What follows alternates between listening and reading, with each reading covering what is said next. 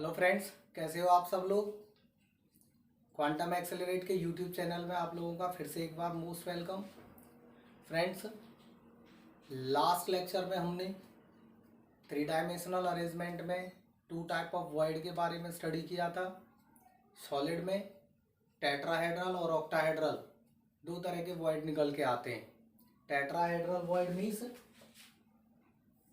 Four sphere का three dimensional arrangement, जिसमें तीन स्फीयर किसकी फॉर्म में, एक ट्राइंगल की फॉर्म में अरेंज होते हैं, और फोर्थ जो स्फीयर रहता है, जो चौथा स्फीयर रहता है, वो इन तीनों स्फीयर के ऊपर लाई करता है। तब जो वैकेंट स्पेस निकल के आता है, this vacant space is called our tetrahedral void. Clear. दूसरा है हमारा octahedral void, three dimensional arrangement of six sphere, three dimensional arrangement of six sphere in which two triangular form, यानी एक तो ट्राइंगल ये हो गया भाई तीन स्फीयर का, और दूसरा ट्राइंगुलर फॉर्म इनके ऊपर इस तरह से। क्लियर है।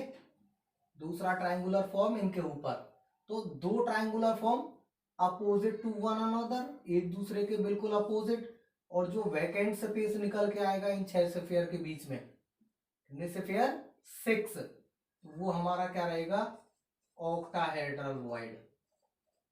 क्लियर है नहीं, फिगर से भी क्लियर हो रहा है और वैसे भी हम ऑब्जर्व कर सकते हैं। जब हम किसी भी तरह से एटम्स का, स्फीयर्स का अरेंजमेंट देखते हैं 3D में, तो ये जो वैकेंट स्पेस या ये जो वॉइड निकल के आता है, इसका साइज हमें सिंपली ऑब्जर्व हो रहा है भाई, ये स्फीयर है और ये वॉइड है, किसका साइज बड़ा है, स्फीयर का साइज बड़ा है। क्लियर है नहीं है, किसका साइज बड़ा है, स्फीयर का साइज बड़ा है, वॉइड का साइज छोटा है।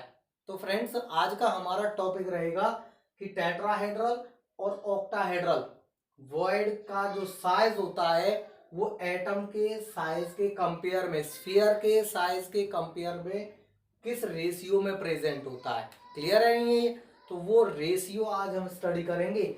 टेट्राहेड्रल वॉइड में क्या रेशियो प्रेजेंट रहता है, ऑक्टाहेड्रल वॉइड में क्या रेशियो प्रेजेंट रहता है। क्लियर। चलिए,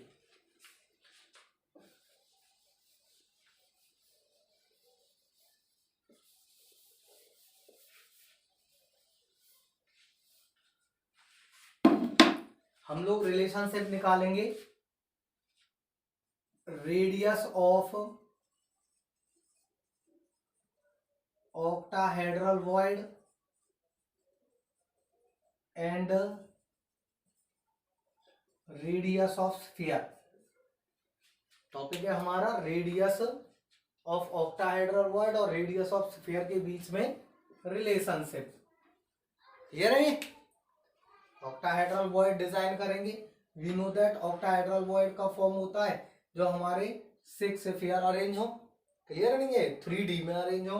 तो हम एक क्यूब रखते हैं, क्यूब थ्री डायमेंशनल फॉर्म में जब हम सिक्स स्फीयर को इस तरह से अरेंज करते हैं कि four sphere in the form of square, चार स्फीयर एक स्क्वायर की फॉर्म में हमने रख दिए, और पांचवा स्फीयर इन चारों के ऊपर, ये जो वैकेंट स्पेस डिस्पर्जन दिखाई दे रहा है, पांचवा स्फीयर इसके ऊपर और छठवां स्फीयर इसके नीचे। समझने की कोशिश करेंगे। चार स्फीयर एक प्लेन पे लाई कर रहे हैं, पांचवा स्फीयर बैक साइड में और छठवां स्फीयर अपर पोजीशन पर, तो 3D अरेंजमेंट हो जाएगा सिक्स स्फीयर का। फिगर में हम केवल चार स्फीयर को ही रिप्रेजेंट कर रहे हैं। क्लियर नहीं है, फिफ्थ और sixth sphere are not represented in the figure. Clear नहीं है ये। अब जो वैकेंट स्पेस है हमारा, ये जो वैकेंट स्पेस निकल के आया है, that is called our octahedral void. ये हमारा एक फेस निकल के आ जाएगा। इस फेस को हम डिजाइन कर देंगे ABCD से। क्यूब है ये, क्यूब का फेस है, तो एज लेंथ क्या निकाल लिया हमने, मान लिया A। क्लियर है नहीं ये। रेडियस जो स्फीयर है आपका, उसके लिए रेडियस हमने मान लिया कैपिटल R, और वॉइड के केस में रेडियस मान लेंगे हम स्मॉल r। समझ लेंगे।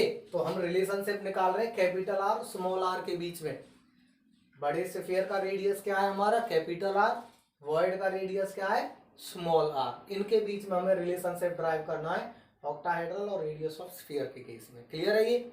चलिए स्टार्ट करते हैं हम। हमारा ये एक तरह से फिगर और अरेंजमेंट का सेटअप है। इसमें हम क्या ऑब्जर्व कर रहे हैं, A B is equal B C is equal C D. हमारा क्या है, is length A. Okay, after that radius of sphere हमने मान लिया है कैपिटल आर, और radius of void small R. Clear है ये चीज? अब इसमें हम निकालेंगे, let in right angle triangle ABC में डायगोनल निकाल लीजिए। A C square is equal क्या रहेगा, ए बी स्क्वेयर प्लस आपका B C square. A C square is equal, A के टर्म में कैलकुलेट कर रहे हैं, A C square is equal A B कितना है हमारा ए, और बी सी भी कितना है ए, तो ये ए स्क्वेयर और ए स्क्वेयर, यानी A C is equal √2 into A. Okay, A C is equal क्या आ गया, ए के टर्म में √2 into A from the figure. अब फिगर से आ जाइए, एंड ए बी कितना है अभी आपका, ए बी ए है, ए बी इज इक्वल आपका ए है, दोनों का रेशियो निकाल लीजिए। Now A C over A B कितना आ जाएगा हमारा, √2। ए सी ओवर ए बी, भाई ए से तो ए कैंसिल हो जाएगा, इंटू ए ओवर ए से तो ए कैंसिल, क्या बच गया हमारा, √2। क्लियर? इक्वेशन फर्स्ट बार डाल दीजिए इसको। अब आर के टर्म में, in the term of radius A C is equal, A C is equal capital R small R, और ये भी हमारा क्या है कैपिटल आर, यानी A C is equal 2r plus 2r, and A B is equal capital R plus capital R, यानी ये 2r। Now A C over A B क्या निकल के आएगा हमारा, 2r plus 2r over 2r। Okay, और इसको भी निकाल सकते हैं हम, 1 plus small R over capital R, ये क्या निकल के आ गया, A C over A B, equation second. ठीक है, ए सी ओवर ए बी √2 और A C over A B है 1 plus small R over capital are.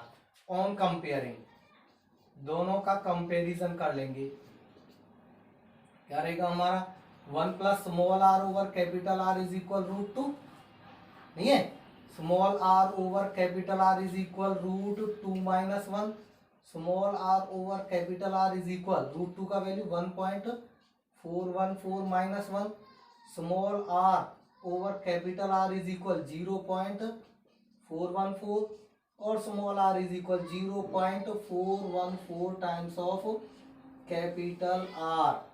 It means void का जो रेडियस रहेगा वो 0.414 टाइम्स रहेगा रेडियस ऑफ स्फीयर के। क्लियर है ये? रेडियस ऑफ स्फीयर के कितने टाइम्स रहेगा, 0.414 टाइम्स। देख लीजिए फ्रेंड्स। इसके बाद फ्रेंड्स हमारा नेक्स्ट है relationship between radius of tetrahedral void and radius of sphere.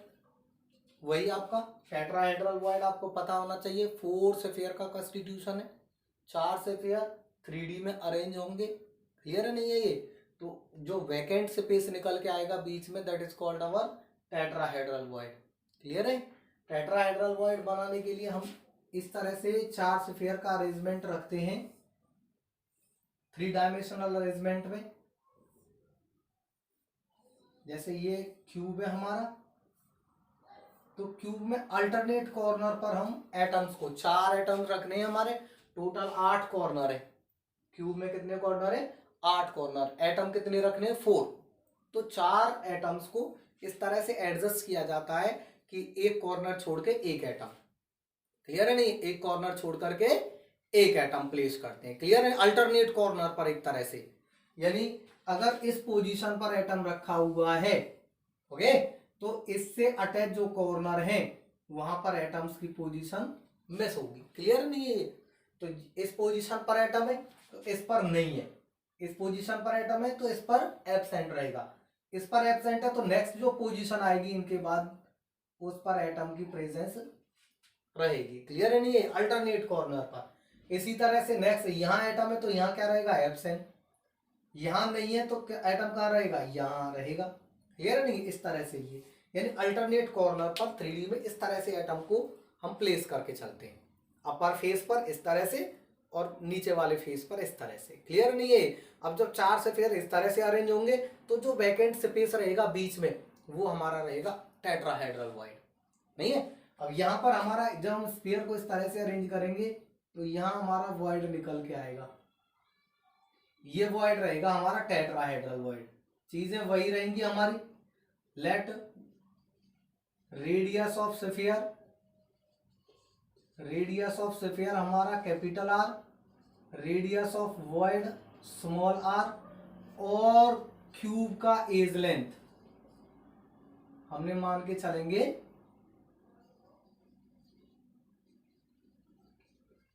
As length of cube small A. Okay, point out कर लेंगे A B C, point out इसको डी, यानी A B is equal B C is equal C D हमारा क्या रहेगा? Small ए।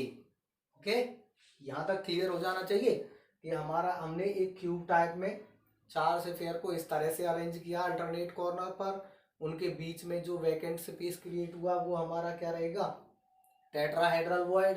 Tetrahedral void के लिए radius क्या है हमारा? Small R. स्मॉल आर ये स्फीयर है, इनके लिए रेडियस क्या रहेगा हमारा? Capital R. नहीं है?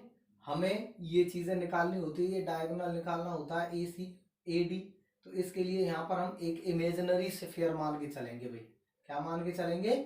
इमेजिनरी स्फीयर जिसकी रेडियस हम क्या लेके चलेंगे? Capital R. तभी तो वो टचिंग टू ईच अदर रहेंगे, पूरा फेज वो डायगोनल निकल के आएगा। नहीं है? तो यहाँ पर हम इन राइट एंगल ट्राइंगल एक डायगोनल यहाँ खींच लेंगे। जब हमें एडी डायगोनल कैलकुलेट करना है तो एसी की जरूरत पड़ेगी, तो first we calculate AC. Okay, in right angle triangle ABC में A C square is equal A B square plus B C square. ये आ जाएगा हमारा भाई ए बी कितना है? ए बी सी ये भी कितना है हमारा? ए, तो ये कितना आ जाएगा? 2a square. A C square is equal कितना आ गया? 2a square. Now in right angle triangle A C D में, ओके, इसको और कैलकुलेट कर लीजिए। A C square is equal और A C is equal √2 into A, पूरा हो गया।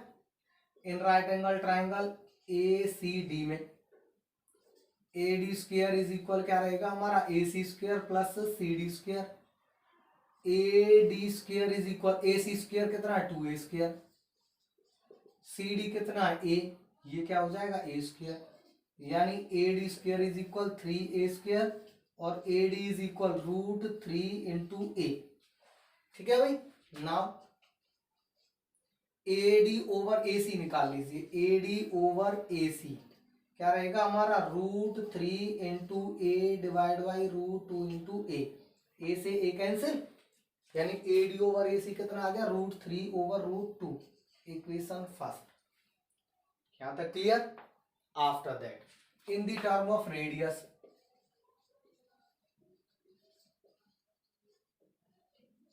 इन the term of radius AD कितना रहेगा हमारा? AD is equal capital R small R and capital R. Imaginary sphere का रेडियस है ये, यहाँ पर इमेजिनरी स्फीयर रखेंगे यहाँ पर। और ए सी कितना रहेगा हमारा? कैपिटल आर और कैपिटल आर, यानी 2r। Okay, now A D over A C means 2r plus 2r over 2r, वही चीज 1 plus small R over capital R आ जाएगा क्या? A D over A C. Equation क्या रहेगा हमारा? सेकेंड। ऑन कंपेयरिंग, कंपेयर कर लीजिए इस बार। 1 plus small R over capital R is equal √2 over √3। ठीक है, small R over capital R is equal √2 over √3 minus 1। Small R over capital R is equal √2 minus √3 over √3। ठीक है भाई, यहां से कैलकुलेट करेंगे 1.414, 1.732 ओवर 1.732। क्लियर है? Small R over capital R is equal आ जाएगा 0.225 और small R is equal 0.225 times of capital R. This is the required relationship between which radius of tetrahedral void and radius of sphere. यानी tetrahedral void sphere के radius का इतना गुना रहता है। समझ में आया? Tetrahedral void radius of sphere का इतने गुना, यानी 0.225 से उसमें मल्टीप्लाई करोगे तो कम आएगा। क्लियर नहीं? इतने टाइम्स आपका radius of tetrahedral void. Clear है? देख लीजिए फ्रेंड्स। तो फ्रेंड्स आज का हमारा लास्ट टॉपिक है to calculate density of unit cell. How to calculate density of a cubic unit cell. किसी भी टाइप का हो सकता है, सिंपल हो सकता है, बॉडी सेंटर्ड हो सकता है, फेस सेंटर्ड हो सकता है। किसी भी टाइप के यूनिट सेल के लिए डेंसिटी किस तरह से कैलकुलेट करते हैं, क्योंकि सभी टाइप के यूनिट सेल में डेंसिटी अलग अलग आती है, क्योंकि कंट्रीब्यूटिंग एटम की संख्या अलग होती है, तो डेंसिटी ऑब्वियसली डिफरेंट आना ही है। क्लियर नहीं है ये? जैसे जैसे एटम्स की संख्या ज़्यादा होती है, जितनी पैकिंग क्लोज होती है, वैकेंट स्पेस कम होता है, डेंसिटी उतनी ही ज़्यादा रहती है यूनिट सेल के लिए। क्लियर नहीं है ये? तो किसी भी टाइप का यूनिट सेल हो उसके लिए एक हम कॉमन फार्मूला डिज़ाइन करेंगे जिसकी हेल्प से हम डेंसिटी इजीली कैलकुलेट कर सकते हैं। क्लियर नहीं है? एनसीईआरटी एक्सरसाइज में भी न्यूमेरिकल दिया हुआ है, how can you calculate the density of a cubic unit cell of edge length a centimetre. Clear नहीं है? ए सेंटीमीटर दिया हुआ उसमें। तो डेंसिटी हमारा टॉपिक है, density of unit cell. Okay, हमारा कोई भी हम क्यूबिक यूनिट सेल लेके चल रहे हैं हम। ये हमारे पास कोई भी क्यूब है, ठीक है? क्यूब है, एज लेंथ सभी बराबर रहेंगी। ओके, ये सभी क्या रहेंगे? बराबर। A B is equal B C is equal C D क्या रहेंगे हमारे? ए। ओके, पॉइंट आउट कर सकते हैं यहाँ पर हम। A B is equal B C is equal C D क्या रहेंगे हमारे? ए। क्या निकालना है हमें? डेंसिटी। फॉर्मूला क्या रहता है? डेंसिटी ऑफ यूनिट सेल क्या होता है? Density of unit cell is equal mass of unit cell divide by volume of unit cell. Clear है नहीं? ये दो चीजें कैलकुलेट करनी होंगी हमें। यूनिट सेल का मास क्या है, यूनिट सेल का वॉल्यूम क्या है। दोनों चीजें अगर हमें पता है तो डेंसिटी कैलकुलेट हो जाएगा। क्लियर है? ये दो चीजें कैसे निकालते हैं? सबसे पहले mass of unit cell. Mass of unit cell is equal क्या रहता है हमारा फॉर्मूला? यूनिट सेल का मास, सबसे पहले कि एक स्फीयर का mass, mass of one sphere multiplied by, अब उस यूनिट सेल में कितने स्फीयर है, जैसे सिंपल है तो एक ही स्फीयर रहेगा उसका मास। बॉडी सेंटर्ड है तो दो स्फीयर रहेंगे। क्लियर है? Multiplied by 2। और यदि फेस सेंटर्ड है तो मास of one sphere multiplied bye 4 FCC के लिए। क्लियर है नहीं है? तो मास of one sphere multiplied by total number of contributing sphere. Clear है नहीं है? मास ऑफ वन स्फीयर को हम स्मॉल m से रिप्रेजेंट कर रहे हैं और नंबर ऑफ स्फीयर को z से रिप्रेजेंट कर रहे हैं। क्लियर है नहीं है? ये क्या आ गया हमारा? ये मास ऑफ यूनिट सेल। और इसमें भी ये रहता है भाई, एक स्फीयर का जो मास है, एक एटम का जो मास है, डिफरेंट एलिमेंट्स के लिए, कंपाउंड्स के केस में अलग अलग पार्टिकल का मास अलग अलग होता है। क्लियर है नहीं है? एक यूनिक वैल्यू फाइंड आउट करने के लिए मास ऑफ एन एटम, किसी भी एटम के लिए मास क्या रहता है उसका? Atomic mass divide by Avogadro's number. Clear है नहीं है? एटॉमिक मास को कैपिटल M से रिप्रेजेंट कर रहे हैं, एवोगाड्रोस नंबर को N0 से रिप्रेजेंट कर रहे हैं। क्लियर है नहीं है? ये क्या निकल के आ जाएगी हमारी? स्मॉल m के लिए वैल्यू निकल के आ जाएगी। पुट कर दीजिए इसमें, mass of unit cell mass of unit cell is equal क्या निकल के आएगा, स्मॉल एम की जगह capital M over N naught multiplied by Z, यानी capital M cross Z over क्या निकल के आ गया, एन नॉट। ये ऊपर वाली चीज निकल के आ गई। नेक्स्ट है हमारा volume of unit cell. Volume of cube क्या रहता है, नाउ वॉल्यूम ऑफ क्यूब क्या रहता है, एज लेंथ का क्यूब। एज लेंथ कितना है, ए, तो ये हो जाएगा हमारा ए का cube. Now density, value put कर दीजिए, density of unit cell is equal capital M cross Z over N naught cross A का क्यूब। ओके, यदि हमें ए सेंटीमीटर में दिया हुआ है तो यही रहेगा, यदि हमें पिकोमीटर में दिया हुआ हो तो उस केस में ए इज इन पीएम।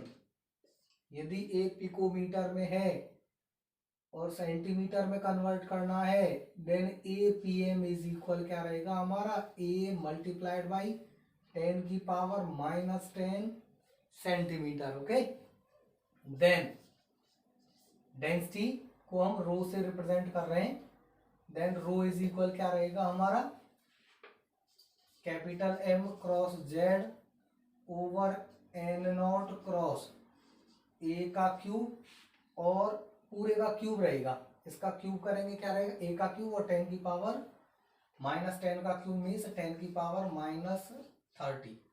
ओके, ये फॉर्मूला निकल के आएगा, ग्राम पर क्यूबिक सेंटीमीटर यूनिट, और राइट कर लेंगे इसका। ओके, तो यहाँ पर हमारे एक न्यूमेरिकल निकलता है चैप्टर में से। यदि न्यूमेरिकल पोर्शन पूछा जाता है तो सबसे ज्यादा चांसेस इस फॉर्मूला से रिलेटेड न्यूमेरिकल के रहते हैं, बोर्ड एग्जाम में खास तौर पे। ओके, बोर्ड एग्जाम में सबसे ज्यादातर चैप्टर में से यदि न्यूमेरिकल बनेगा तो मेन कंसेप्ट है न्यूमेरिकल पोर्शन का। इसमें हमारे 5 कंपोनेंट है, रो यानी डेंसिटी, एटॉमिक मास या molecular mass, number of contributing atom, Avogadro's number और एज लेंथ। 5 कंपोनेंट्स में से किसी भी कंपोनेंट की वैल्यू पूछी जा सकती है। 4 कंपोनेंट आपको दिए हुए होंगे। ओके, एक एग्जांपल दे रहा हूं, कैलकुलेशन थोड़ी सी लेंथी होती है, you have to calculate. Okay, practice बनाइए कैलकुलेशन की। पहले 4 चैप्टर हमारे न्यूमेरिकल पोर्शन से रिलेटेड है 12th क्लास में, तो जितना ज़्यादा हम कंसेप्ट्स में न्यूमेरिकल पोर्शन में कैलकुलेशन की स्पीड बढ़ाएंगे, हमारे एग्जाम में हमारे लिए बेनिफिट में रहेगा। ओके, जैसे फॉर एग्जांपल हम किसी भी एलिमेंट के लिए कह रहे हैं कि कोई भी एलिमेंट है, an element of atomic mass, उसका एटॉमिक मास दे रखा है उसने, मान लीजिए 60 दे रखा है, डेंसिटी दे रखी है 6.23 gram per cubic centimetre. Okay, N naught constant है 6.022 10 की पावर 23। यहाँ कॉन्स्टेंट इसके लिए वैल्यू रख लेना, इसका वैल्यू कॉन्स्टेंट है 6.022 10 की पावर 23, याद रख लेंगे इसके वैल्यू को। अब एन नॉट पता है हमें, और क्वेश्चन में क्या पूछ रहा है वो, एन एलिमेंट एटॉमिक मास इतना है, क्रिस्टलाइज्ड इन एफसीसी लैटिस, कि वो एफसीसी लैटिस में गया है जिसकी डेंसिटी इतनी है, एन नॉट का वैल्यू हमें पता है, कह रहा है एज लेंथ निकालिए उसके यूनिट सेल की, एज लेंथ कैलकुलेट करो। ओके, तो इस तरह के क्वेश्चंस में एटॉमिक मास यानी एम का वैल्यू हमें पता है, एफसीसी लैटिस में गया है, एफसीसी में कंट्रीब्यूटिंग एटम कितने होते हैं 4, तो जेड की वैल्यू कितनी हो जाएगी हमारी 4, एन नॉट कॉन्स्टेंट ये, ए का वैल्यू निकालना है, रो दिया हुआ है, वैल्यू पुट करो और कैलकुलेशन। मेन चीज है कैलकुलेशन, 4 चीजें आपको क्वेश्चन में मिलेंगी, श्योर है। ओके, इजीली कैलकुलेट हो जाएगा। इसके बाद इसी टॉपिक से रिलेटेड हमारे पास कोऑर्डिनेशन नंबर से रिलेटेड हमारे पास एक और क्वेश्चन निकलता है, थ्योरेटिकल क्वेश्चन है, कहता है what is the effect of temperature and pressure on the coordination number of A crystalline solid. कोई भी क्रिस्टलाइन सॉलिड है उसमें टेम्परेचर और प्रेशर का क्या इफेक्ट होता है। तो देखिए सिंपल सी बात है, जब हम प्रेशराइज करते हैं किसी भी सब्सटेंस को, प्रेशर जब हम ऊपर से लाई करते हैं, प्रेशर बढ़ाते हैं, तो सब्सटेंस के जो पार्टिकल्स होते हैं comes closer to each other, एक दूसरे के क्लोज में आते हैं, क्लोज में आएंगे, एक दूसरे ज़्यादा से ज़्यादा पार्टिकल के कांटेक्ट में आएंगे, तो कनेक्टिंग पार्टिकल क्या होती है, उनकी संख्या कोऑर्डिनेशन नंबर होती है। यानी जब हम प्रेशर बढ़ाते हैं तो पार्टिकल का कनेक्शन बढ़ता है, कनेक्शन बढ़ेगा तो कोऑर्डिनेशन नंबर बढ़ेगा। ओके, इसी तरह से इसमें क्वेश्चन आता है कि NaCl टाइप स्ट्रक्चर पर क्या इफेक्ट पड़ता है प्रेशर का, तो NaCl type structure CsCl type structure में कन्वर्ट हो जाती है। यानी कोऑर्डिनेशन नंबर जहाँ 6 होता है ना, 6 वो 8 में कन्वर्ट हो जाता है विद इंक्रीज इन प्रेशर। समझ में आ रहा है? दोबारा से रिपीट कर रहा हूं, प्रेशर बढ़ाएंगे तो कोऑर्डिनेशन नंबर बढ़ेगा, टेम्परेचर बढ़ाएंगे, टेम्परेचर बढ़ाने पर क्या होता है, पार्टिकल की काइनेटिक एनर्जी बढ़ती है, पार्टिकल एक दूसरे से दूर भागते हैं, कनेक्शन टूटते हैं, कनेक्शन टूटेंगे तो पार्टिकल का जो पैटर्न पहले था वो डिस्टर्ब होगा। पार्टिकल पहले मान लीजिए 8 के कांटेक्ट में था तो उसका कोऑर्डिनेशन नंबर घट जाएगा।